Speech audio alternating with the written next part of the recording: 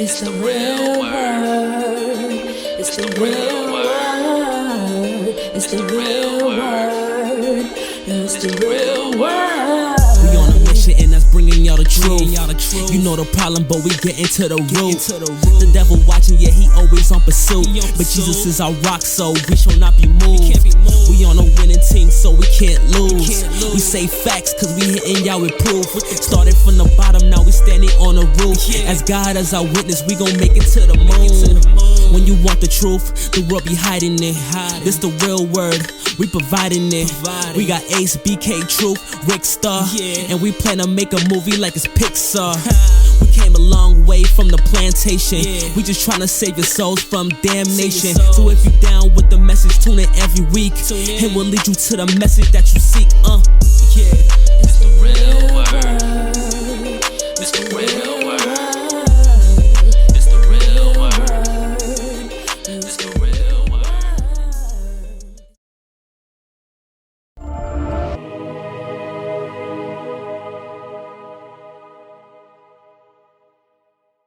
Shout out to everybody been watching. This is the Real Word Season 9, Episode 3. Shout out to all the supporters. You can follow us at The Real Word. You can Google us at The Real Word Ministries everywhere, and you will find who we are. I'm your host, Ricard Ginawa. I'm here with, introduce yourself. I go by many names, but you can call me Caleb. That's me. Alright. You want to tell people where you can find you at? Y'all can find me on Instagram at I am Smooth. You can find me on TikTok as I am Smooth. Pretty much it, Yeah. And we have a very special guest in the building. Introduce yourself, first time on the platform. Hey guys, my name is Justin Brien, and I'm a mental health advocate, a motivational speaker, and a life coach. Okay. And you also from? I'm from Canada. You want to hear something funny? You're the third person that's been on the platform so far from Canada and that's advocating for mental health. So that seems to be a hot topic nowadays, especially with everything that's going on. We're living in a hypersensitive reality now, especially after COVID, where a lot of people went through a lot of different hardships. A lot of things have changed. And so what made you become a mental health advocate, and tell us what a mental health advocate is according to you? Well, a mental health advocate, according to me, is someone that brings awareness, understanding to those people that don't really know much about it. Mental health can have such a stigma surrounding it, because if you look at it, people will think, okay, so it's a mental illness, so maybe there's something wrong with that person. And when you get a label attached to you, you can start to feel down on yourself, or you can start to feel embarrassed or scared, and you start to hide that from other people. So my goal is to bring awareness around mental health and the struggles that people go through, and how they can hide from other people, and then they can struggle on their own, and when they don't really have to, because the World Health Organization says 1 out of 10 people in this world struggle with mental illness. 1 out of every 5 will have a mental health episode at some point in their life. But what I learned in mental health first aid is that 5 out of 5 people have mental health. And so it's every single one of us has mental health, but we all have different traumas, different experiences, different things that happen to us in our life that we go through, and then we turn to coping mechanisms on how to deal with that. And for guys like me, I turned to drugs and alcohol and other things. Porn was one of them that I turned to cope. And I hid for a very, very long time behind those things because I didn't know how to deal with it. And I was embarrassed. I felt like less of a man because I was struggling. I knew that, I was a smart guy. I got decent grades. I was athletic. People liked me. But I felt guilty and ashamed for feeling bad. So I felt bad for feeling bad, if that makes sense. So growing up for me, I didn't know much about mental health back then, right? Like, I'm 38 years old tomorrow, and what did I know about mental health 30 years ago? We didn't really talk about it. People didn't really bring it up, right? You just go along with your day and you suck it up. But I grew up with very low self-esteem, very low self-worth, very low self-confidence. And, you know, what did I do with those feelings? Well, you know, I took those insecurities and I always tried to be the funny man. You know, I tried to act out in front of people. I tried to be noticed by everybody. I tried to make everybody laugh. I feel that. Hey, look at me. I'm going to make you laugh. I feel that. You know, and then, you know, I would set myself up a lot. I was very immature and set myself up for jokes. And then all of a sudden I would start to, you know, jump in on those jokes and I'd start to make fun of myself. But the problem with that was I would start to believe it. Right? I mean, I started to believe those jokes about myself. And, you know, going through junior high, you know, I was a late bloomer. You know, so grade 8 hits. I'm still 4'11". Everybody's voice starts to change. Everyone's starting to get big, and here's me. You know, not growing. My voice stays the same, and you know, I get on the phone and phone my buddy up, and his mom would answer and be like, "Hey, Kelvin, it's either Justin or a girl on the phone." What? So I had a softer voice, man, and I was like, "Well, I can hear you say that." You know, it was a little shot to the ego. But then, man, I would pray. I would pray to be bigger. I'd pray to be stronger. I'd pray to be faster. I'd pray to hit puberty. And I didn't. You know, I didn't hit that until grade 11. So I had all those insecurities. So what I do with those insecurities, I grabbed a metaphorical bag. I opened it up, and I put in that low self-esteem, low self-worth, low self-confidence, and I put it back on my back. You know, and then I started walking through school again. I walked through elementary, through junior high, high school, and you know, I finally grew in high school, but I still had those deeply rooted beliefs about myself that, you know, I am worthless and, you know, I have low self-esteem, low self-confidence. And what did I do when that bag got heavy? Well, I took that bag off and, you know, instead of unpacking the bag, I put in anger. You know, around 18 to 21, I started putting anger in there, depression, drugs, alcohol, you know, eventually later in my life, suicidality, you know, fill up that bag. By the time I was 21 years old, I was drinking a lot, drinking too much. You know, I didn't drink much in high school; it wasn't for me. But when I got out of high school and I started to, you know, drink some more, I found what it was giving me. You know, it was giving me self-esteem, self-confidence, you know, self-worth. But what I didn't realize is that everything it started to give me, you know, was fake. And everything that started to take away from me would be very real. At 24 years old, I'm a full-blown alcoholic. And I believe there's two pivotal moments that stick out for me in my life that really put me on the trajectory where I went. And that was, I remember bartending downtown Vancouver. And a bartender came up to me and said, "Hey man, can I talk to you?" I'm like, "Sure." Like, "Do you think you drink too much?" Because I was out every single night. You know, every single night after bartending, I have my cash that I made that night, and I go and spend it, right?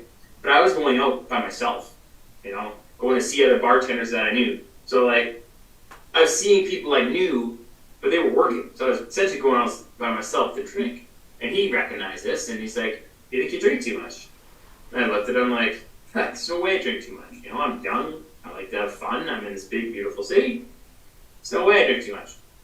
And then I did what I did every single night as I went out and I got as drunk as I could within power hour, power half hour, whatever you want to call it. And then I would walk home, and on the walk home, my phone, I would dial a bottle so I could have more alcohol waiting for me when I got home. And, you know, that became my routine. Like, you know, people have their morning routines of gratitude, journaling. Oh, my nightly routine was alcohol and eventually cocaine. You know, I remember walking across the Canby Street Bridge one time, and after that guy said that to me, a thought came through my head. It says, "Justin, you drink too much." And I brushed it off. I'm like, "There's no way. In this big, beautiful city, I'm a bartender." Then all of a sudden, I took a couple more steps, and thought rings through my head. "Justin, you an alcoholic." You know, I got this warm feeling like rush up through my whole body. And I said this word for word. "There's no way you're an alcoholic. You know, you go to work, you pay your bills, you're not a low life, and you're too smart to be an alcoholic." Well, I was so smart that later that same year, I graduated. I helped people from alcohol abuse to drug abuse. I did cocaine for the very first time, and I didn't remember the night. But I phoned my buddy, and I'm like, "Hey man, what happened last night?" And he said, "You did drugs last night." I'm like, "No way." I wasn't against against people doing them. That's their prerogative, but it wasn't for me. I was against it for myself, but I did it.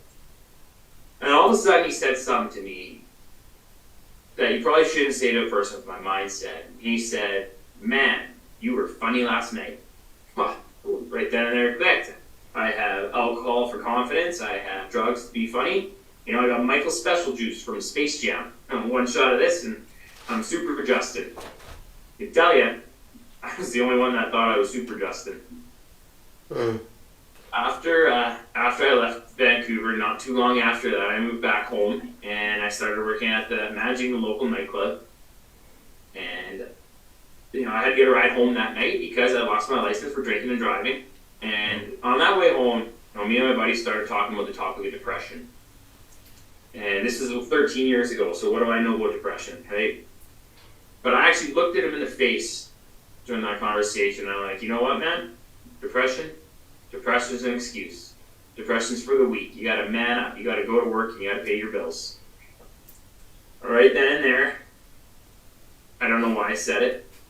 But looking back, I do know why I said it. It's because I still had that feeling of less than on the inside. And, I tried to look stronger on the outside than I was feeling on the inside. So at 24 years old, I had two major problems: substance abuse and my mental health. But at 24 years old, I'm ignoring two major problems in my life. I was ignoring my substance abuse and my mental health. That's deep. So let me stop you there and then we get back to your story, right? Caleb, I see you agree with a lot of things that he said. Yeah, for sure. Why is that? Explain that. I agree with what he said in terms of that mental health is like not something that people just take for, like it's a normal thing, People always seem to think that like you're supposed to be good all the time.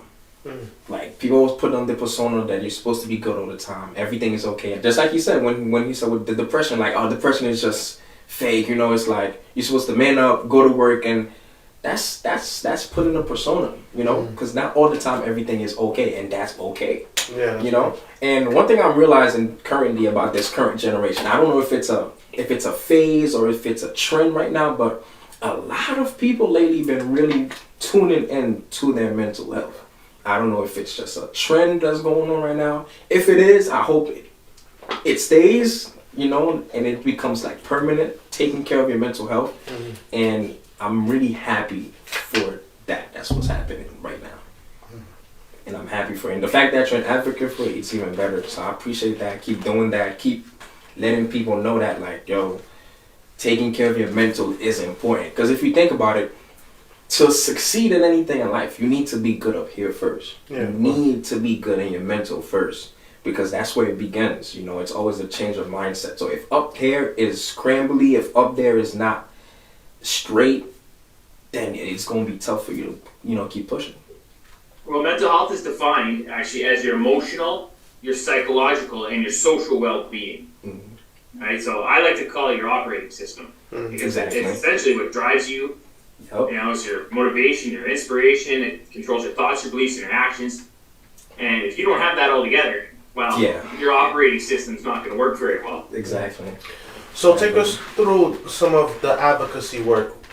What are some of the roles that you play within that, and what are some of the things that you do to advocate for mental health? Well, I was on the part of the suicide prevention team there for a while in Salmon Arm, because it was predominantly women, right? Advocating for suicide prevention, and it's kind of a scary thing because men don't like to come forward. And I was small in high school, but now I'm 6'3", 235, and I'm a bigger guy, tattoos, and I don't look like that guy that would come forward and be like, "Hey, you know what? I'm sad," or "Hey, I struggle," or "Hey, it's okay to cry," right? So I jumped on with them there for a little bit, and I was just checking out suicide stats the other day, and it's for every one woman that commits suicide, 4 men do it in the United States. Yep, it's crazy. And in Canada, it's 75% men to women. Now that doesn't mean that women don't try as much. It's unfortunate that men choose harsher harsher ways, unfortunately, and they're more, I guess, it's a weird way of saying it, they're actually more successful at it, right? Because they choose those harsher ways. So I was working with them for a little bit. That kind of got all mixed up because of COVID. But now, I go around to schools and organizations and I speak on mental health. And when I speak, I take my story and I attach what I learned through going to rehab, through mental health first aid, through working with Canadian Mental Health Association. So I tell my story, but I attach takeaways to it. And so when I'm talking about it, I give them valuable takeaways, learning lessons, and how to implement that, and coping mechanisms on how to cope with their mental health. But I also talk about the importance of asking for help and how asking for help is a sign of strength and not weakness. Now, you look at any pro athlete, right? They got help. You look at a singer, they got a singing coach. If you go to school to be a doctor, you're getting help to be a doctor, right? You got to go through schooling. So, there's no difference in asking for help to deal with your mental health. But like I said, there can be that stigma that surrounds it, where you don't want people to know, hey, that guy or that person, because women feel the same way too. It's not just men that struggle. But that person doesn't have it all together, right? Because we want to walk around and be like, yeah, I got this. I know what I'm doing. When you're up in your head, like, what am I doing? I have no idea, right? So I like to go around and, I speak at schools, speak at organizations. I've done it for mills. I've done it for restaurants. I've done it for minor hockey association. I've done it at schools, and I'm trying to get into speaking at up north, like for pipelines and the rigs where guys are at work for 12 hours a day, 6 days a week. They might come home for 1 day, or they do 3 weeks on, 1 week off. Just really trying to branch out and hit whatever I can, just to let people know that they're not alone in the world, and that. Yeah, people, we're gonna come right back with them. In the meantime, while we do that, what did you think about that conversation so far? It's really good. I love this conversation. I love talks about mental health. It's really a good thing that needs to be talked about right now. To know that it's okay to not be okay. I'm gonna keep saying it. It's okay to not be okay. That is totally fine. There's nothing wrong with that.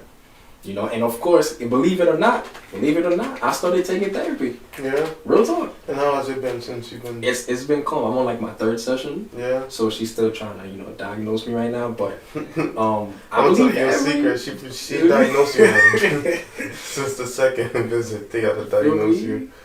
But yeah, I suggest everybody get therapy, bro.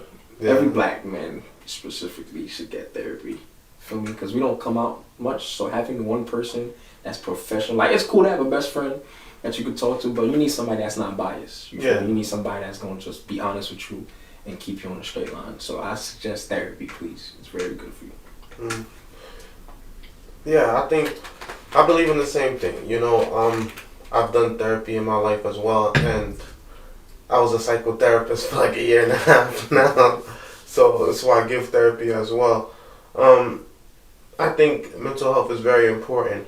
I've been working in mental health facilities for the past 6 years, I would say. I've worked in male facilities and female facilities where the people are mentally ill and chemically addicted. Generally, the chemical addiction comes with the mental illness because they're self-medicating. They're trying to balance out the chemical imbalance within their brain, but then they do that with illegal drugs, and sometimes that could cause psychosis and even more like deeper mental illness. Like say for example, they have a term called revving. Sometimes they'll have like manic episodes where they'll go into a euphoric state where they'll have disillusion, so the world doesn't even look the same to them anymore. Like, wow. That happens a lot. And I see how mental illness affects men, and I see how it affects women. With the men, they get more aggressive, I would say. Like, more so aggressive. They want to fight each other all the time, and they always going back at it. And then there's the other ones that's like more docile, like more calm, like like, and sometimes the medication does that to them. Like, sometimes the medication causes them to put on weight. Sometimes the medication gives them dry mouth. Sometimes the medication makes them, like, dumb out. I call it, like that almost. In the female facilities, you can say the females are violent sometimes, but they're more so violent when they're like on certain chemicals, like if they're drunk. But in regards to like how they are, like when they have poor mental health, like it's their ADLs that suffer more, like the way they take care of themselves, like taking care of themselves when they're on their period, like after they use the bathroom, like how they get dressed, their hair, they're like appearance. Like you could see it more in the appearance of a woman versus a man. Okay. Yeah, well, one of the symptoms of depression is, you stop taking care of yourself, essentially. Like there'd be weeks I'd be in my room, man. I probably didn't shower. I'm just laid up in my bed. I'd leave to go to the bathroom. But one of the symptoms, you stop taking care of yourself, you stop showering, you stop eating correctly, or you just start overeating, right? And that's where the weight gain can come from. When people stop drug use, sugar, when you're an addict and you stop drug use, if you stop, alcohol abuse. When I stopped alcohol, I crave sugar all the time.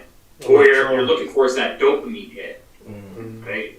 So you look for sugar could be a dopamine hit. You can turn to porn, it could be a dopamine hit. You can turn to online shopping. You can turn to gambling. You can turn to a lot of things. But that's why you see, like with some addicts that quit using, they put on a lot of weight. When I was in Vancouver, there was a place called East Hastings. That's where a lot of the homeless and the people that are addicts live. But you see that what's around there is pastry shops, ice cream shops. They want the big ice cream, the big bowl of cereal, a donut, croissants. Oh, they get the munchies. That's pretty crazy. It sounds crazy. So, let me ask you a question, right? Because for you to share this testimony, you share a lot of intimate details. What gave you the courage to share this intimate and personal part of your life with the world? Because you talk about crack addiction, you talk about going through mental health issues, you speak about all the things that you had to overcome. Like, where do you get the courage and strength to talk about these things? So, I'll go back into the story, and then I'll tell you that's how I kind of like found my path. Mm-hmm. So at 24, I moved back home, and it took me 4 years before I eventually asked for help. Like 4 years of going down that beaten path of putting myself in a couple scary situations where I had gun pointed at my face a couple times. I got beat up, and finally moved back home with my tail between my legs. And at 28, I finally reached out for help and said, "Hey, I'm depressed. I abuse substances." But when I asked for help, I didn't really realize that I'd actually become suicidal for 6 straight years. And it's not like I wanted to die, but when you struggle with your mental health, you have this invisible pain. It's like a cloak or a weighted blanket that's always on you. And people ask me, "Justin, what does that feel like?" And this is what I tell them. Imagine a friend in front of you or a loved one is choking, and you can see what they're choking on. And all you have to do to save them is just grab that piece and you pull it out. But you keep reaching for it, but you can't get it. And you're sitting there choking and choking. And all of a sudden you just sit back and you feel useless, helpless, and hopeless. That's what I felt like. Around that time, 2 years later, throughout that time, I met a girl, and we were on and off again. We finally broke up because of my substance abuse, but we kept in touch, and we hung out a couple times, and eventually she came to me and she's like, "Justin, I need to tell you something." I'm like, "What's going on?" She's like, "I'm pregnant." Shut the club up, Justin. I said, "You shut the club up?" Yeah. I was like, "Okay." So she gave me the choice. So you can be in this kid's life, or you can, I'm having a baby regardless, or you don't worry about it. I'm like, "No, I don't know." So we get back together, right? I want to be a dad. It's never how I imagined being a dad, but as soon as I heard that, man, I was scared. I was like, man, I can't even take care of myself. I was off work at that time. They actually asked me to take a leave of absence because I was like no shape to be at work around because I'm abusing alcohol. And so one day I was driving and drinking and driving, and I got in a car accident. I was like, oh, I gotta go to rehab, right? Like, I gotta get better, I need to go to rehab. So with about 2 months, or 3 months left in the pregnancy, I go to rehab. I need to get better for this kid, but honestly, I went with the wrong intentions. You know, I said it was to get better for this kid, but I went to get out of town because I was embarrassed, right? We're in a small town, 20,000 people, a lot of people know me. I'm like, I gotta go. And when I was in rehab, I went to all my therapy sessions, but I literally ate 6 times a day. I trained twice a day, you know, got up 245 pounds, you know, getting strong. And when I first got out of rehab, the first thing I said was, I'm not done drinking forever. So I just spent 35 days away from my pregnant girlfriend and a house of 60 other men. And first thing I said was, I'm not done drinking forever.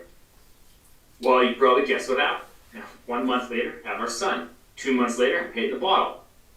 6 months after that, my girlfriend had to probably make the toughest decision of her life, pick up my son and leave me at my lowest point. And you know what, I don't blame her.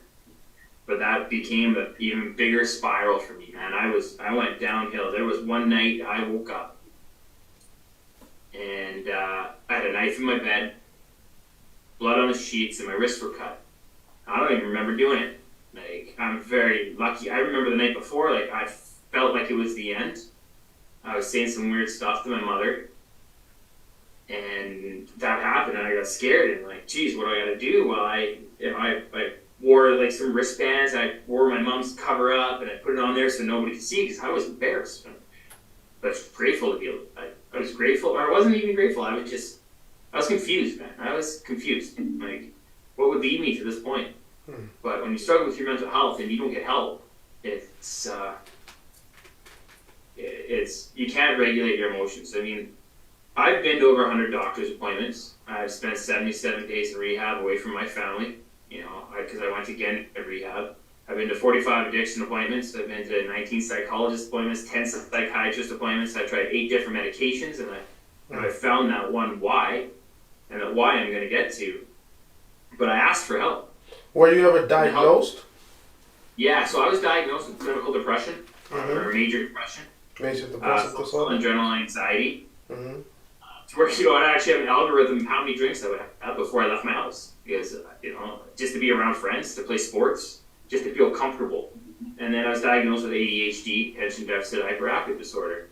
Where I'd be in a conversation one-on-one, and, you know, my body's here, my mind's way over here. And then I forget what they say, and all of a sudden I get anxiety, and I start to drink, and I get depressed, and then it's just one little tornado will happen in my head that I'm trying to cope with alcohol. But when I asked for help, I wasn't accepting the help. You know, when I got 1 month, 2 months, 3 months sober, I'd look at somebody and be like, okay, if you're drinking, I can do it. I'm just as smart as you, or I feel happier. I stopped taking my medication. I stopped going to my counseling appointment. I don't need you. I can do this alone. So I refused the help that I was given. I was asking for it, but I was refusing it, basically. Now, when me and my girlfriend broke up, I could actually only see my son twice a week for 4 hours at a time. And I couldn't drive with him for a court order. And I was very lucky that she would drop him off for me. And, you know, she dropped him off one day, and I couldn't keep my thoughts together. I was angry. I was confused. I was sad. I was irritable. I was lonely. I was depressed, and I was suicidal. But I couldn't tell her that, because what if I told her that and she told somebody else, and all of a sudden I can't see my son? Like, I can't let anybody know what I'm feeling, right? Because I was scared. You know, I was scared that my son would get taken away from me.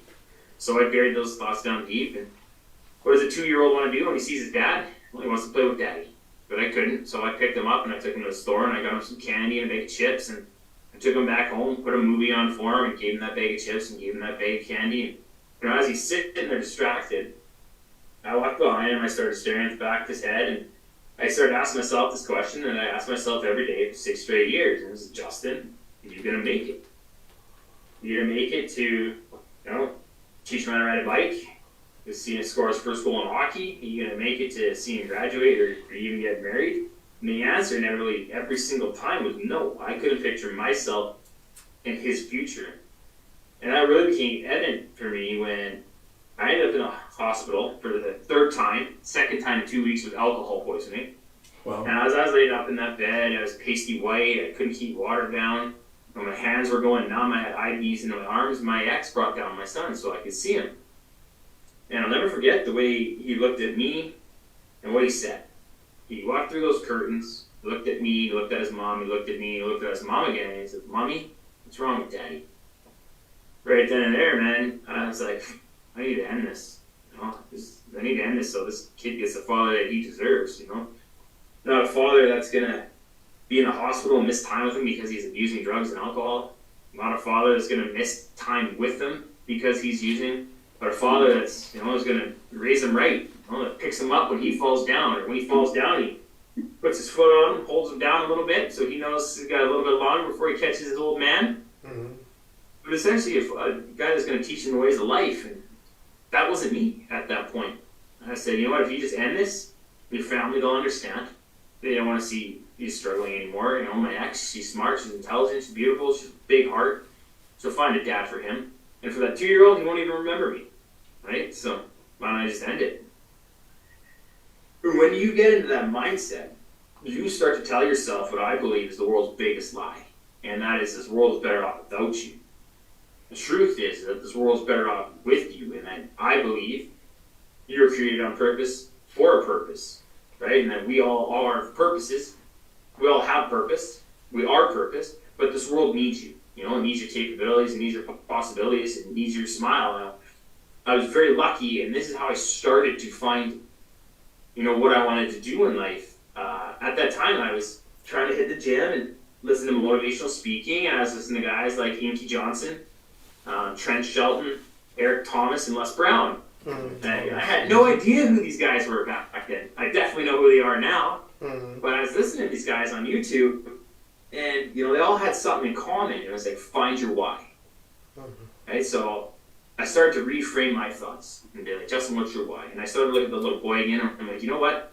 Instead of trying to end it so he can have a better dad, I'm gonna get better so I can be that dad. So if I can get better for him, I can get better for me. And if I get better for me, I can help other people. You know, a lot of people in your life are going to say you got to do it for yourself, and yeah, you should do it for yourself. But if you can't, you find your why, you grab a hold of it, and you take it with you everywhere. Because I can tell you, every single person has a why. That why is you. But the thing is that when you find that why, if somebody else, it always comes back on you, man. Because I got better for my kid, I got better for me, right? So it turned out to be better for me, and you know, I ended up going back to rehab again. You know, I was doing very well, and I got out being stronger than ever, but man, I hit that pink cloud again. And I had my son one night, and I said, Mom, you need to take my kid. I didn't know, my mind was swirling. I didn't know what to do, but I knew, like, just the thought of having a drink calmed me down. So I gave my son to my mom, went and got some alcohol, and I started drinking again, and you know, finally one day I woke up, it was January 4th, 2019, and I didn't have my kid, I just quit my job, I had no money, and I'm sitting in my basement suite, and I'm looking around, and I'm seeing my kid's toys in the corner, you know, seeing the pictures of me and him on my nightstand, my TV stand, I'm looking where me and him sit to eat, and I'm just looking around this room, and I'm like, man, I'm not going to make it. I don't want to be here, and I'm not going to make it. What am I going to do? Like, my kid's going to grow up without his biological dad. Finally, I called my mom because I was living in her basement suite. Very lucky. She came down. I'm like, Mom, you need to take me to the hospital. So with that, she took me to the hospital, and you know, I went to a hospital room, and that was the final day that with my dad to my left of me, my mom in front of me, and the counselor to the right, I finally said those words out loud that, hey, you know, I have a plan. And if I'm going to continue to feel like this, that plan is to end it. But being able to say those words out loud in front of those people that watched me throw my life away, and they didn't understand why, you know, it took a big burden off my shoulders. And you know, I was lucky, you know, that the counselor let me go home that day. I didn't have to stay overnight or anything. But that was the day that that I became sober. And now 4 years later, that's my sobriety date, January 4th, 2019. And it's the day that I got to step into my purpose. You know, I got to step into my truth. And, you know, 2 weeks I think it was 2 weeks out of the hospital, I went to a school to speak. You know, I had a friend that said, "Hey, can you come speak to these kids?" Right? Because I chose a different path too. I did some things I'm not proud of, and I went and spoke to a school for troubled kids to talk about that. And the way they looked at me and engaged me, and you know, you could feel it when you're speaking to them. It really got to me, and I'm like, man, I need to do this. I need to do this more. I need to share my journey. I need to show kids that there's more to life than, you know, drugs, alcohol. That stuff doesn't love you. Right? So, your family. So Justin, let me interrupt for a little bit right there, right? You said that you found your why. Caleb, what do you think about that statement, finding your why? Finding your why is literally the key to your motivation. That's the key to your drive. Besides your mind, the next thing is your why, because your why is what gets you going when it gets tough. You feel me? For me, if I'm speaking honestly, my why is to make sure everybody around me is comfortable. So I made a promise to all my boys that I'm going to get them to see the millions. You feel me? I made promises to my parents that they're going to live comfortably. You feel me? So whenever I feel like I don't want to do something, I just got to remember, like, yeah, I'm not doing this only for me. You feel me? And even, it's crazy that this happened, because in December, I almost lost my why, because I was like, yo, I'm going to give up on my dream, because I was going through something. So I was like, I'm going to give up on my dreams. I'm going to give up on my why. It is what it is. And then the next day, when I did my morning devotional, literally, the devotional was like, don't give up on your dreams. So I'm like, you know what? Thank you, God. That's what I needed to hear. And then I got back focused. So your why is very important to hitting your success, period. And we could say that there has been a lot of change. Like, you have the new studio, you're pushing a lot of new content. Precisely, yes, sir. And what brought on that change and that upgrade? Well, so the thing with your why is that if the vision is big enough, people will naturally gravitate to it. So the fact that my why is to make sure everybody around me is comfortable, the people around me, so that to feel that also. So whenever I bring out something, or whenever I bring out the idea that correlates to the why, they also gravitate to it. So it was a person on my team that was like, yo, because the studio needed to be done over anyway. So everybody came together to like, this is what we're going to do, this is what we're going to do, this is what we're going to do. And we just push forward with it. Because we know the why is bigger than all of us. Of course, of course. And I can relate to that. Me and Kamel, my co-host and my partner in this, like, he was saying the same thing about the studio. He's like, yo, a new season coming up, we have to upgrade the studio, let's do something new, let's add new colors. And it came out cool, I feel like. Yeah, it's very good. It's calm. This is really nice. I'm rocking it a lot. Yeah, thanks. So I just applied the different skills that I learned throughout the years, you know. Carpentry and painting that I learned from Lowe's, put a lot of things together, you know, brought some art, some leftover art that I have, you know, just put everything together. And it's another room. Like I always say, like, all of this was created in my basement back in 2016. It started off as an idea in my mind, and to see how big it's grown over the years. It's crazy, because it's also, my studio is one of the team members, because he got married, so he moved out of his room.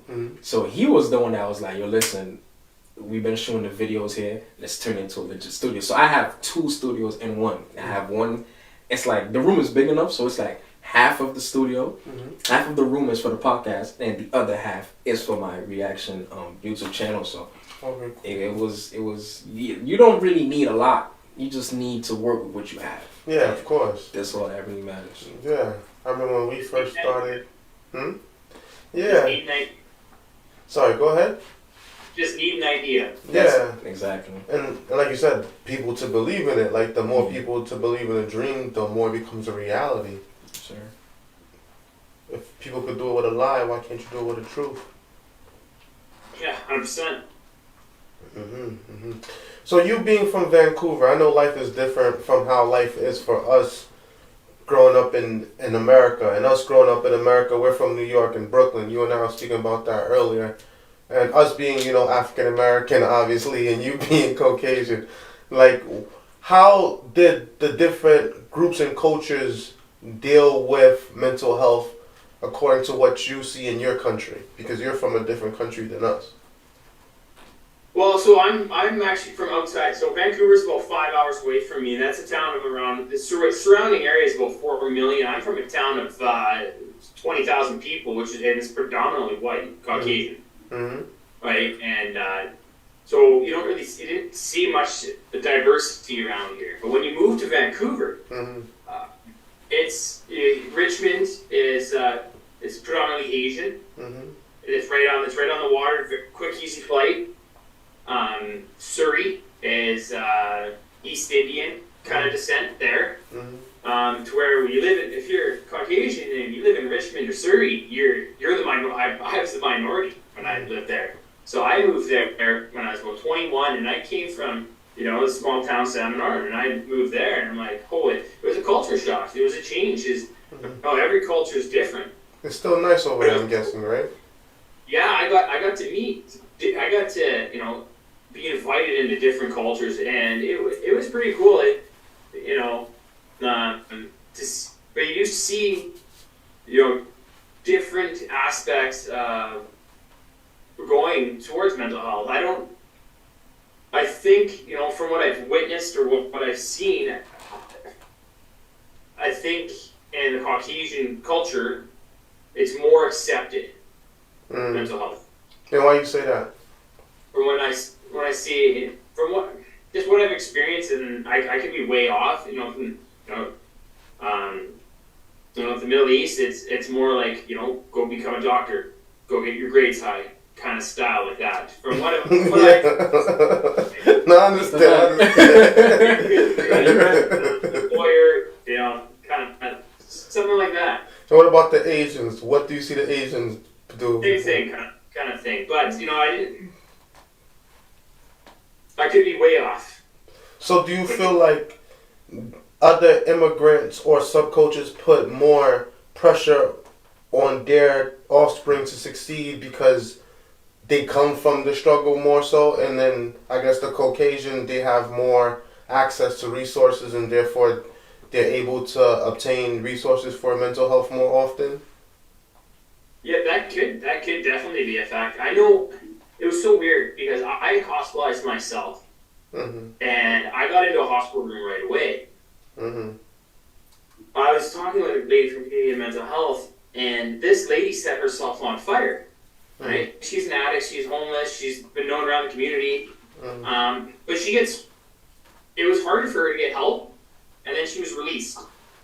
Now, I don't know if that's just because she's known to doing stuff like that, but maybe just being a white male. What was her culture? What was her race? I'm not sure. What do you mean? I don't know if she was white or anything. I just know it was a lady. Oh, you've never seen her before in your life? No, I've never seen her. To piggyback off what you're saying, and it's really not, you're not even far off at all that it is more accepted in the Caucasian culture, because anytime you think of therapy, they're like, oh, you're doing some, white people stuff. You feel me? And it's crazy. It's the truth. It's the truth.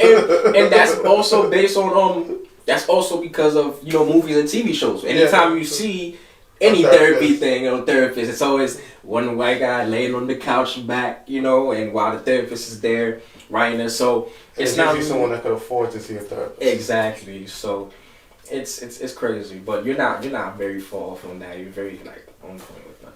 Yeah. And I can speak from a therapist point of view. When I was in private practice, I could say that you either had insurance or you paid cash, right? And the people that paid cash, you would have to negotiate a fee with them. Generally, they would tell us to negotiate at least $100 from them, because the practice would get a portion of that money, and you as a therapist would get a portion of the money, and the owner of the practice. So we would settle around $100 to $150 per hour for someone paying cash. And then for insurance, we would charge insurance an uptake of around $300. The insurance would come back and they'll say, no, we won't pay $315, we'll pay $225. Okay. So you get $225 out of insurance, $100 from a person that's paying cash, which is still not bad, you know? Yeah. In 2 hours you make $300. Still a lot of money. So I could say that through doing psychotherapy, I was able to get not only into the minds, but into the cultures and into the homes of people from different backgrounds because of the clients that I've had. I've had East Indian individuals that were in arranged marriages that fathers, that their whole entire family lived in one room so that their father could guard her virginity so she could be able to marry the rich into the rich family to save the rest of the family. Like, I've been around people who are of Asian descent, whose family was in the Vietnam War and that lived in a constant fear for their lives, so that would hide up until they went to America and they had to continue hiding their identity so the Viet Cong don't find them and still kill them. I've dealt with black cultures where people were having issues with their sexuality. Like, that seems to be one that goes through people a lot. Men that grew up without fathers, or like women that are dealing with post-traumatic stress after giving birth. White women dealing with depression. Men from other backgrounds dealing with mental health, but that's trying to live in a masculine lifestyle. Like, say for example, they're dealing with mental health but trying to become a police officer at the same time. So these are things that affect all the cultures, and one thing that I got from being within all these cultures is that family plays a big part in all the chaos that goes on in your life and in your mind. Sure. From the people that came before you to the people that's around you now to the people that's going to come after you, and what the people before you or did and the people around you did to you is going to affect you and what you do and how you interact with people after that and for the rest of your life, more or less. Like, within our subcultures, there's other cultures. Like us, like, yeah, we're African American, at the same time we're Haitian. Mm-hmm. Within our culture is even more because we're Haitian and we're overly religious, being the Haitian culture. Mm-hmm. And so when they come to mental health, they're going to say, oh, it's devil possession, it's witchcraft, it's because you got to pray, you got to read your Bible, this and that. They're going to give you some tea, they're going to say you're possessed, someone did voodoo on you. And for real, like, those are the different things that you got to deal with. And usually when you're young, they don't really talk about it, but as you get older, you start to understand, like, wow, I had a cousin that was massive depressive, that had massive depressive disorder. Oh, I had a cousin that was schizophrenic. I had a cousin that was raped or molested and they dealt with depression and that's what they did this. Or I had a friend the whole time, she was abused, I didn't know. She committed suicide, you know? And as life goes on, you find out those, you know, and then, okay. So, with closing thoughts, right? Justin, we are so blessed and honored to have you on the platform today, and you shared so much.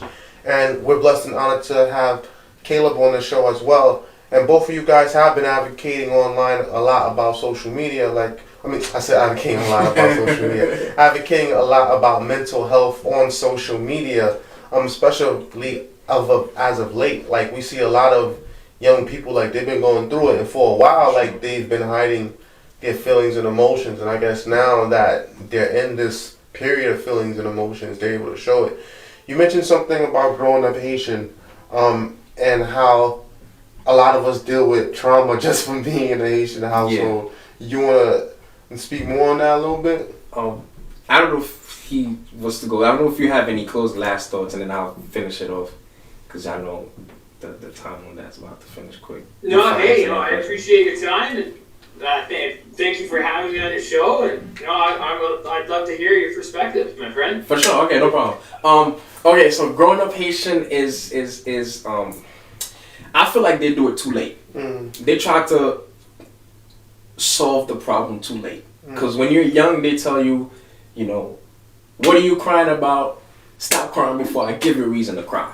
You know what I'm saying? And, you know, when you hear stuff like that, you're forced to, like, you know, tough up yourself and not show too much emotion. And then when that happens to you, when you get older now, that's when they want you to speak. So I'm talking it because that's what I'm going through right now. When I was young, was like, you know, stop showing no emotion, man, why are you taking so long to grow up, blah, blah, blah. But then now I'm older, my mom is like, oh, talk to me and tell me what's wrong, you know, like, I want to be the first woman in your life before, you know, when you get married, like, you should be telling your mother everything. But then, when I was young, that was not what she was done, so it's like, it's too late to try to, you know, like, try to rectify everything that you did from before. So that in of itself is just already just stuff that we, especially as men, go through growing up in the Haitian community. So it's tough. And it's not even just me, it's literally everybody, you know.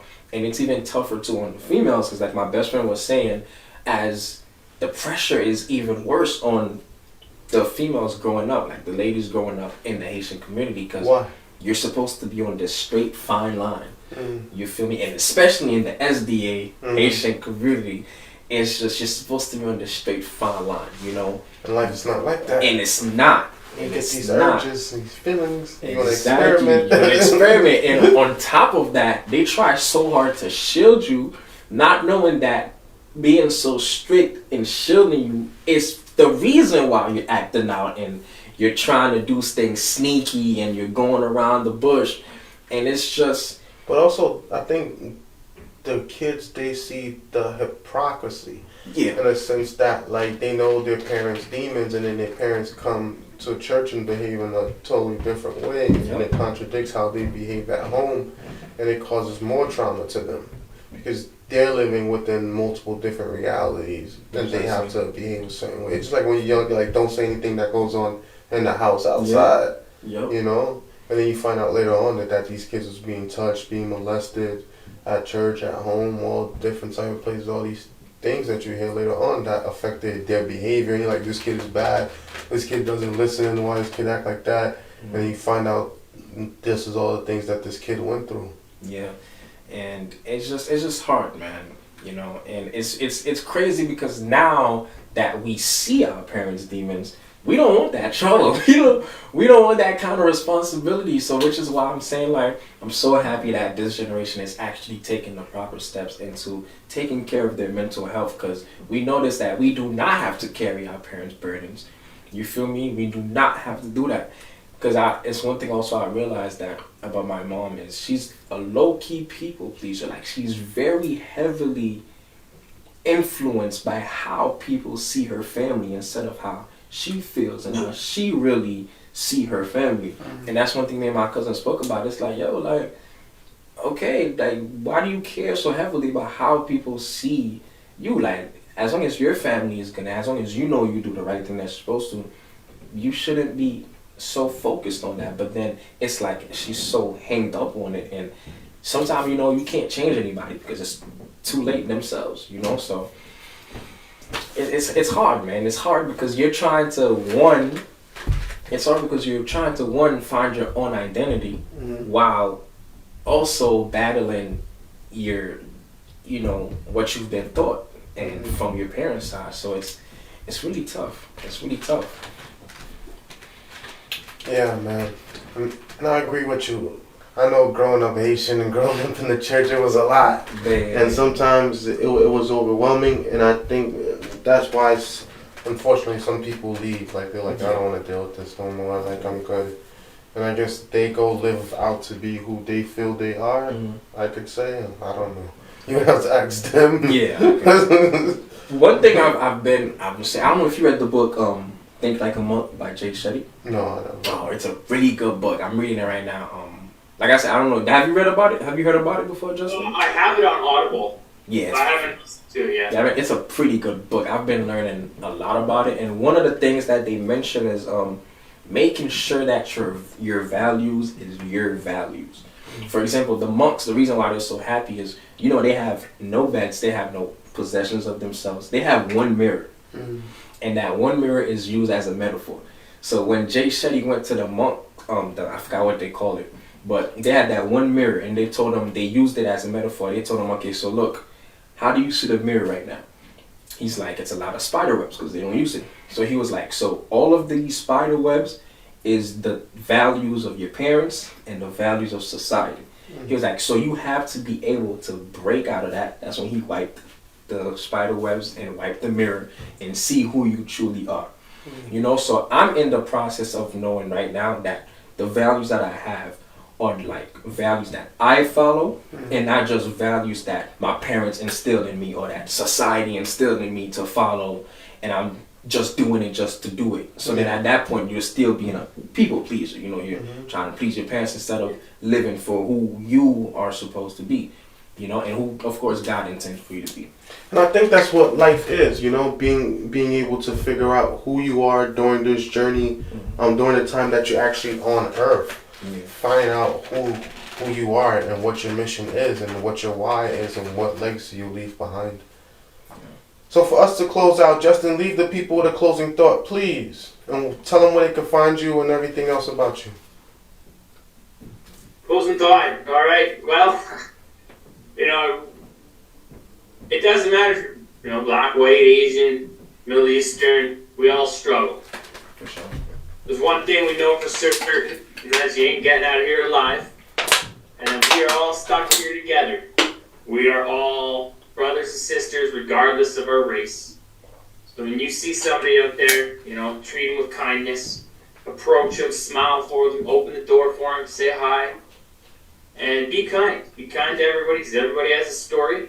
And everybody's story is unique and just as important. And if you are struggling, you don't see light at the end of that tunnel, you keep on walking. Because like they say, the sun always shines after the rain, and there's always the end of that tunnel. So don't be afraid to ask for help. Because asking for help is a sign of strength and not weakness. You can find me. That's the You quote. can find me at www.justinbrien.com. Instagram at JustinBrien19. TikTok, Justin Inspiration.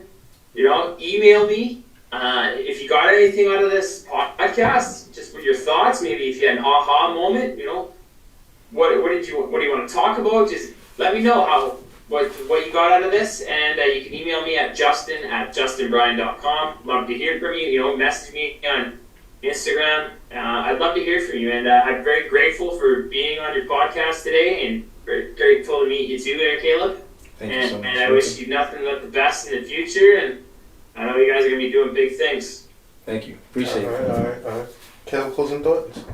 Closing thoughts, like Justin said, that's the key right there. It's okay to ask for help. It's not a sign of weakness, but it's really strength. You feel me? And another thing I'll add on that is go to therapy, man. Like, heal from your traumas. Heal from your traumas. Don't do it for just you, but do it for the people around you, because believe it or not, you're still affecting them. So go to therapy, heal from your traumas, sit with yourself, ask yourself those hard questions, and it's going to be worth it at the end, I promise.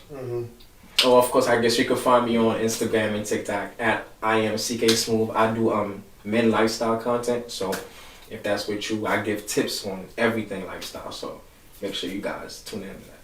Aye. And for my closing thought, I'm going to use Justin's background that says be kind to yourself. Self-love is the first love, and self-care as well. And if you love yourself, then you're able to love others as well. So we will say peace and blessings to all of you, and we thank you all for coming here and spending time with us today on the Real Word TV. Shout out to the Brick Network. We're on the Brick Network every Tuesday and Thursday at 12, at 1 a.m. and 4 p.m. We're also on Instagram at the Real Word Ministries Inc. on Instagram, the Real Word Ministries Inc. on Instagram, Facebook, the Real Word Ministries Inc. on Facebook, or the Real Word TV on Facebook, or Facebook.com/the Real Word 7, the number 7 like Mike Vick.